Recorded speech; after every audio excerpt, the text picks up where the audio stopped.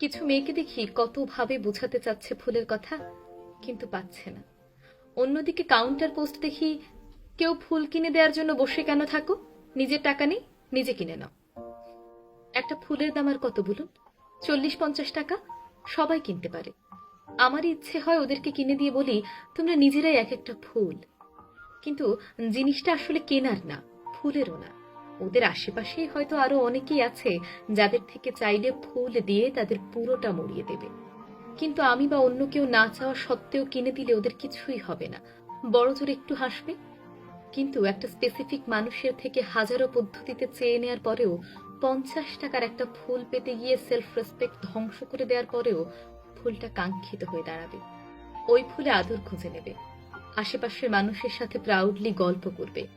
জিনিসটা শুধু তার ওই একান্ত প্রিয় মানুষটার, সে অ্যাটেনশন দিল কিনা, নোটিস করলো কিনা। ইমোশনালি কারো উপর ডিপেন্ডেন্ট হওয়া খুব খারাপ একটা জিনিস। যুক্তি তো সব জানি, কিন্তু সব জানা বোঝা সত্ত্বেও আমরা বারবার একই জিনিস করি। ভালোবাসলে না করে থাকা যায় না।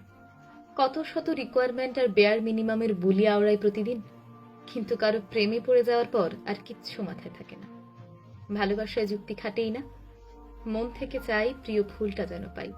একটা 50 টাকার গোলাপ বা দোলন চাপা দেয়া না দেয়া নিয়ে খুব ভোরে বা গাঢ় সন্ধ্যায় চোখ ভিজে না উঠুক। যে যাকে ভালোবাসে তার থেকেই যেন সব অ্যাটেনশন পায়, তাকেই যেন পায়।